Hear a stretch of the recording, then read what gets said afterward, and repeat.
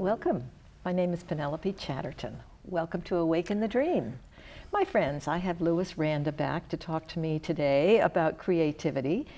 Last week we talked about the Life Experience School and how Lewis opened up to the creativity of his special needs folks. And our conversation sort of took us to creativity. And you can help me maybe sum up how this came between the two of us about how unique everyone has a talent, that you were able to sense and actually find some programs to pull that out of folks that might have been a little shy, maybe not, and how they could blossom with something that was so uniquely their forte, or something they loved or could create on their own.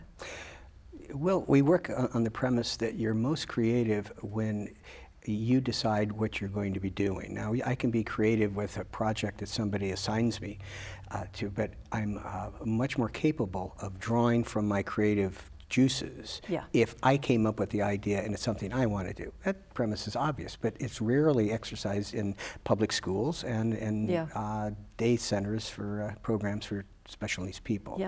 So the core of what it is we do is define what people love, what their passion is. Joseph Campbell said, follow your bliss.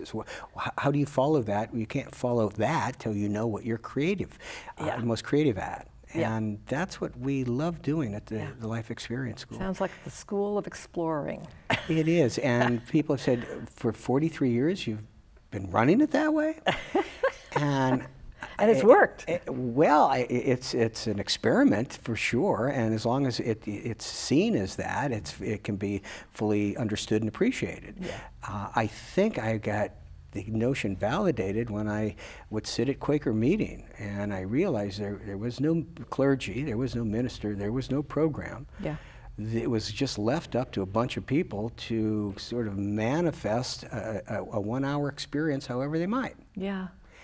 And so nice. That, you know, everything was consensus in its operation, and there was this sort of equanimity, this sense of fairness.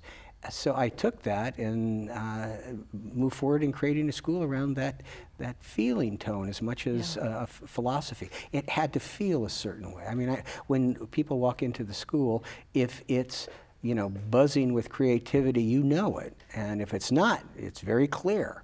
And I'll often comment to the teachers, you know, we need that plate spun. We got to keep spinning plates, as it were, as in keeping that creative focus that young people with disabilities have as much as anyone else, perhaps even more.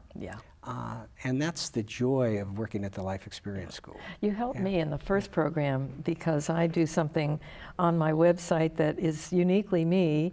Whether it's for the good of anyone, I don't know. All I know is I'm going to do it because it makes me feel very good. And to have that, have us express the fact that that's okay. It's uncharted, but so what? It's even better for being uncharted. And you can trust it more. Well, because it's true. Well, it feels good inside. And, you know, we're all observant enough to see the effect it has on others. So, you know, it subjects anyone to what makes you feel good. But if your creativity gives you joy and a sense of pleasure because it fulfills some need you have, because we come with you know, a destiny, if you will. It's undefined. We have to create it ourselves. But it's nevertheless a destiny. And well, you know, we all also go through traumas and separation anxiety, and we all try to figure out how to function in this dimension, which is so filled with fear and discrimination and bullying and corruption. I think of politics fondly. It's just like, all right, so there it is, so what?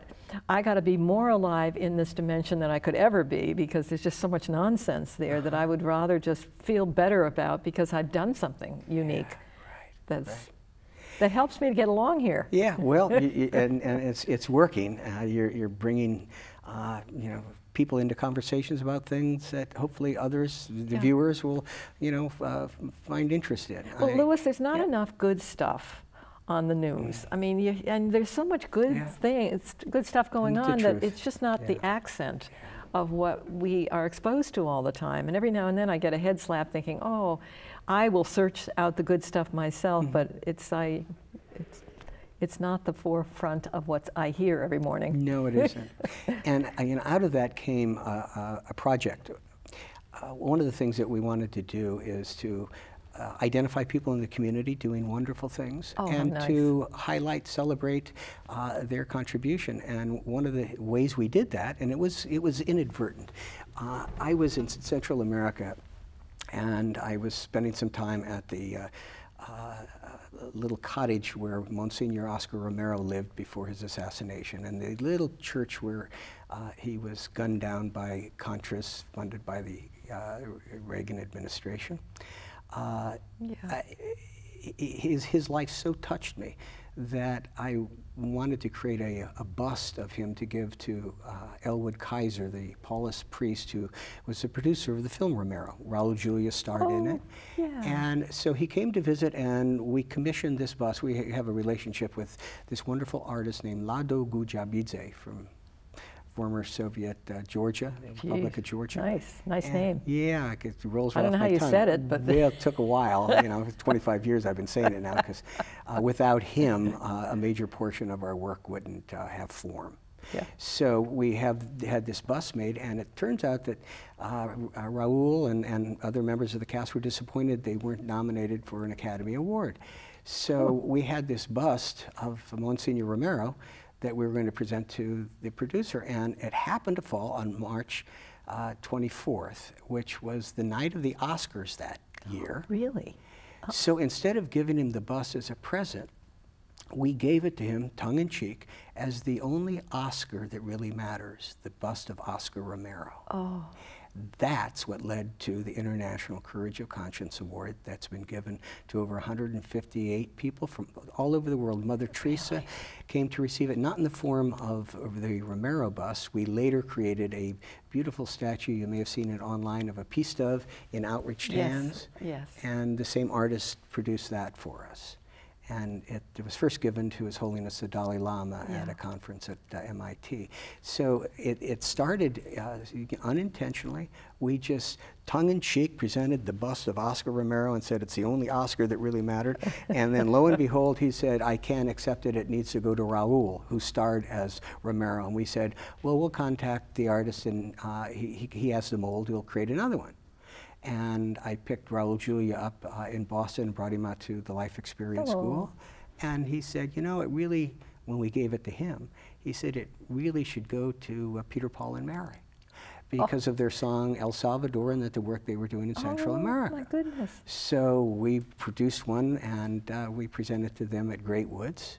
And they in turn nominated Ernesto Cardenal from Nicaragua. Oh my gosh. And that's sort of how this award began. And then when we wanted to honor somebody outside of the Catholic framework, we created this peace dove in outreach hands for the Dalai Lama. Charting new waters. Boy, you're charting new waters, and one thing seems to spread to another, and then someone will say something else, and then it needs to go there.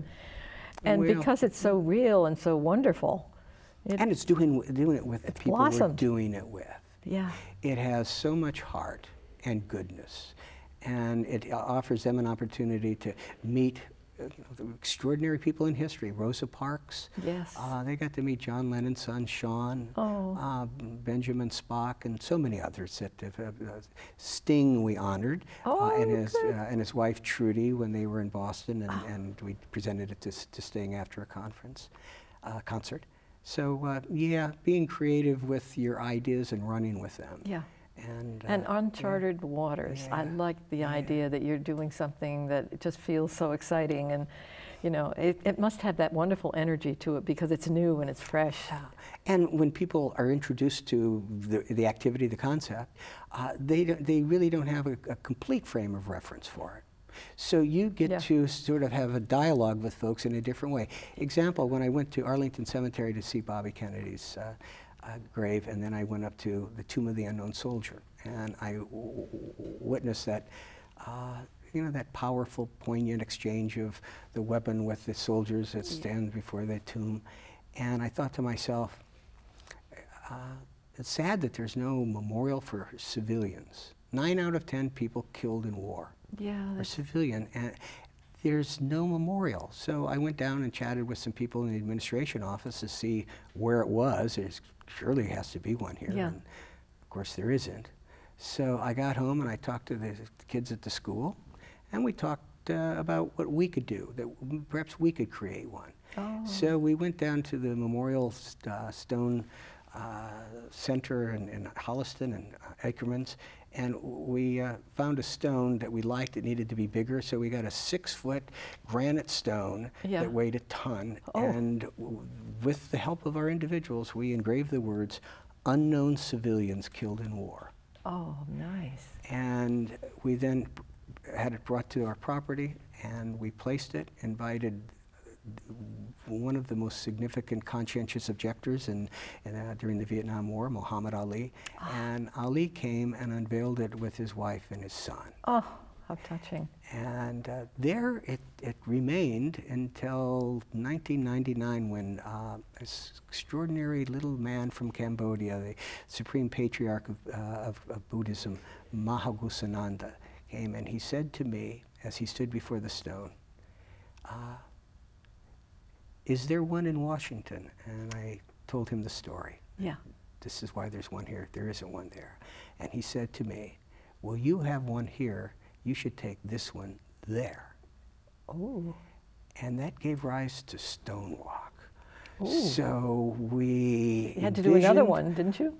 We pulled that out of the ground, and there have been several made since, but we placed it on a specially designed and engineered caisson, which we called it, a cart that had no motor. It could hold that 1-ton stone. Yeah. It had a steering column, a steering wheel that would allow us to maneuver wherever we needed to go as we physically pulled it down there. And the idea was, instead of putting it on a truck and delivering it, that we would travel 500 miles over 33 days through 106 small communities and through major cities, through New York City. Oh my goodness. And it did weigh 2,000 pounds, and it took at times dozens of people to get it up steep inclines.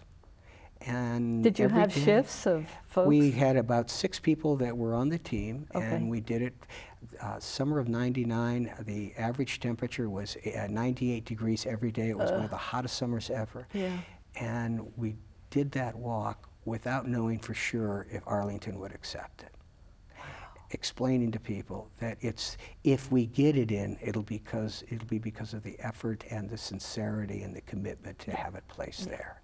That we could never convince anyone, let alone a joint session in Congress, and Congress would have to approve it. Yeah. But we thought, we'll get it there, and then Congress will do one of two things. They'll accept it or they'll reject it. And they'll go on record as having made the decision, either to allow it into Arlington or reject it. They rejected it. It was impounded on Arlington Bridge, which was just one of the most difficult things to accept at the time. But I was with some heroic Vietnam veterans. Hugh Thompson, who stopped the My Lai massacre. You may have heard of him. He was co-chair along with Larry Colburn, and they were both in a helicopter that was to draw fire from the Viet Cong over the village of My Lai.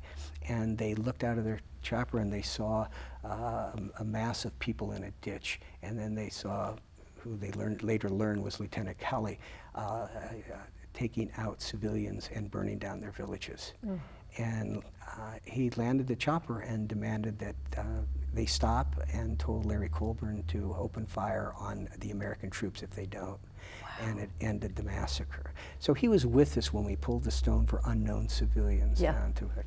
Well, it was, as I said, impounded, then brought to Georgetown University, where it went into the Peace Garden there. And then it became clear, this is pre-9/11 now. Americans don't really understand the civilians killed in war thing yet. Yeah.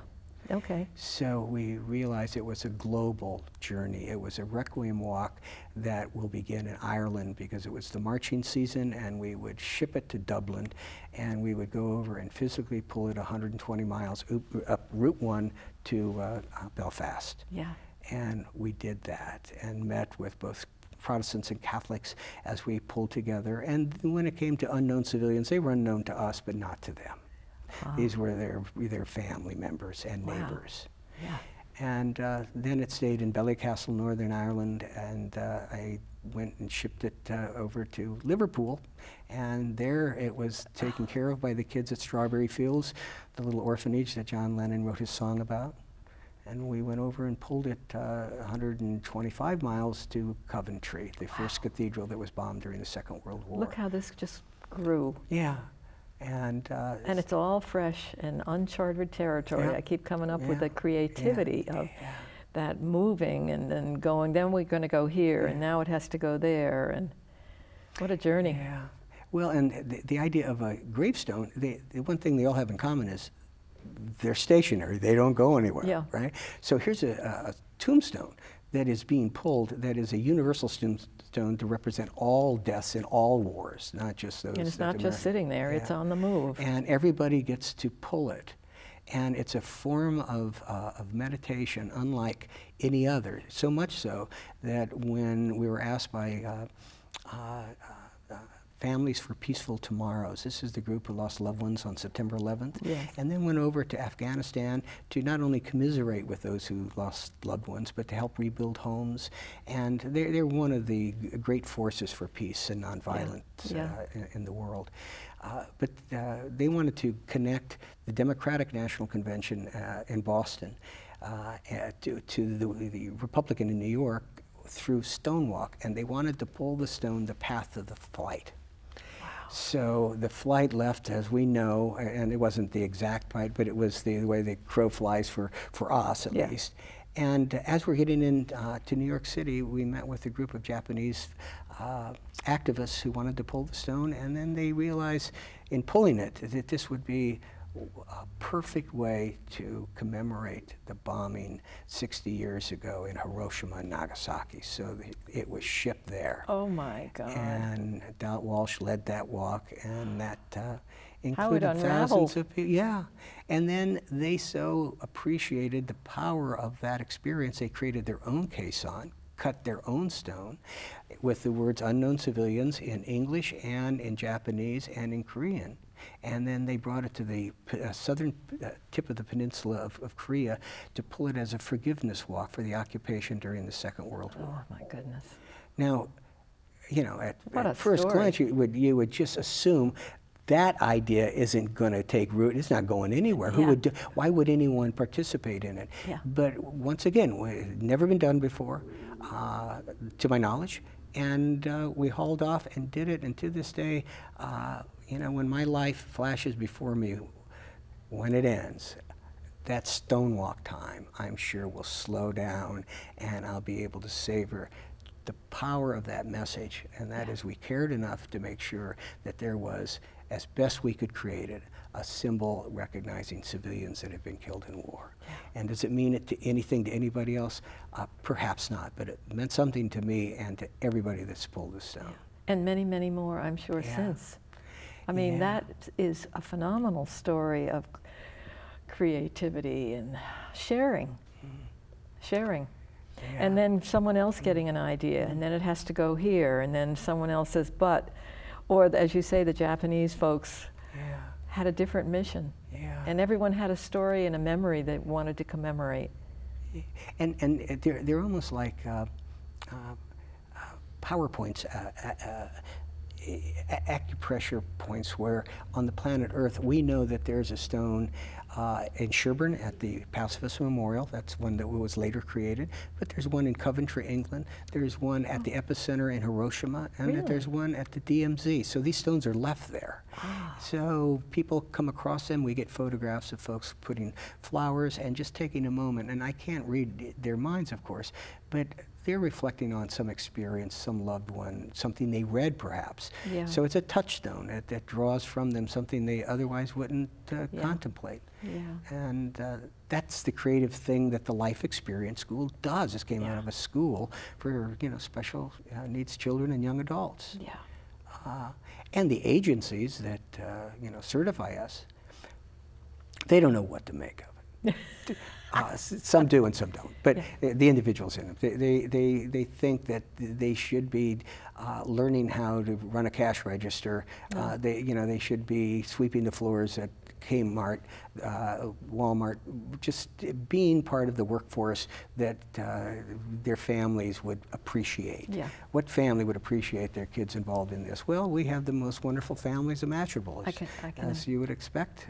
Who else would put up with that? I would think the family members who could see how joyous their children are with their creativity and their expression of joy would be just so grateful and excited for them, that there was a special niche for their special need. Yeah. Well, I think we all have special needs, and perhaps the greatest special need is the need to be creative. Yeah. And if we don't address that, we live unfulfilled lives. Yeah. That's for sure. Yeah, we need to stay alive and alert and listen very carefully for what the next step is. That's what my modus operandi is. Okay, I'm empty. I'm on deck. What's up? Where am I going? Yeah, that's where I'm at right now myself. Yeah. And that's why I've struggled with writing about it. I'm working on a tell me about manuscript. It almost had a title before I began, and it takes lyrics from Joni Mitchell's song "California." Oh, Joni Mitchell. Okay, and you'll remember this phrase: "Sitting in a park in Paris, France, reading the news, and it sure looks bad. They won't give peace a chance. It was just a dream some of us had." So the title of it is "It's Just a Dream Some of Us Had." Oh, I like that. And it's the story of the Peace Abbey and Life Experience School. Perfect. So, are you in the middle of it? I've outlined all the chapters. I want it done right away. Well, everyone's assuming that it'll never You're get on done television the way I know it, the way I operate. It'll never get done. I procrastinate on all the meaningful things, and now you can't. I'm attentive you to everything. You boxed yourself right in. All right, well, you have to call me. Keep me on this. And it's fun to reflect on it, but I find it colorless compared to doing things new. Yeah. That I don't feel, when I write about it, that I'm spending my time wisely. I should be more creative and doing something that I haven't done before. Yeah. So I got a few problems. But maybe this is, maybe the resistance could be this is something you haven't done before. Maybe it's just plain old laborious. There you go. Yeah, I don't do that. That that which I don't enjoy. I know, you're spoiled. You've allowed yourself to be very alive, so now you've taken on something that's going to, it's like I tried to memorize the Course in Miracles. I mean, it was like, oh my gosh, what did I get myself into? And yet once you accomplish it, you will just be, then you can rest it. You can, just keep something twinkling for yourself while you plow through. You know, the book, Seth Speaks, was, we discussed earlier, an important book in our lives. And when I met my wife, Meg, I asked her if she would just read the book. You don't have to believe any of it. I just read it, and having read it, you'll understand what I understand, which I understood before I read it. But I needed to read the book to know that I have an awareness that I wasn't aware of. Yeah. And then now I'm living with it. Yeah. So. How did Meg feel about reading Seth? She's brilliant. She got it immediately. Did she? You don't have to be, but she happens to be. And nice. We loved how it opened our minds to all faith traditions. Yeah. I went to Assisi, Italy with the cremation remains of one of our students back in 1986. This is how the Peace Abbey was created. And it happened to coincide with the Day of Prayer for World Peace. So there I am on October 27th with the cremation remains of this little boy named Norman Nyland, a 17-year-old who was the size of a 9-year-old child that had autism and eventually lost his battle with cancer. But what a struggle it was, and what a beautiful spirit. So I brought his ashes. He happened to be born on April 4th, the feast of St. Francis. So I thought I'll bring it to Assisi. Well, it happened to coincide with the Day of Prayer for World Peace. Oh my God. I then brought those prayers back And we began to recite the 12 prayers of peace with the kids at the school to learn something about the 12 religions. What better way to learn about a religion than read their peace prayers? Yeah. And that's what we did. And out of that came an invitation through a woman named Dr. Parimal Das at the UN, who was connected with our school as a friend. She said, "You must go visit my friend Mother Teresa." And I thought, sure. And she arranged to have me fly to Calcutta. Did you? And I spent some time at the Mother House with her. And she said she would come and visit our school. And on the 20th anniversary of Bobby Kennedy's assassination, she walks through the door of our school. It took some finagling with the prisons and the archdiocese and the local police to get this to fall into place, but it all fell into place in 45 minutes. That's how quickly it happened. Wow. So she came, and because she came to visit and prayed with us, the local bank loaned us the monies necessary to buy the parsonage behind our school and create the Peace Abbey. That's how that Now, happened. is this going to be in your book, or is this sounds to me like these stories are so magical that have you thought of putting this down?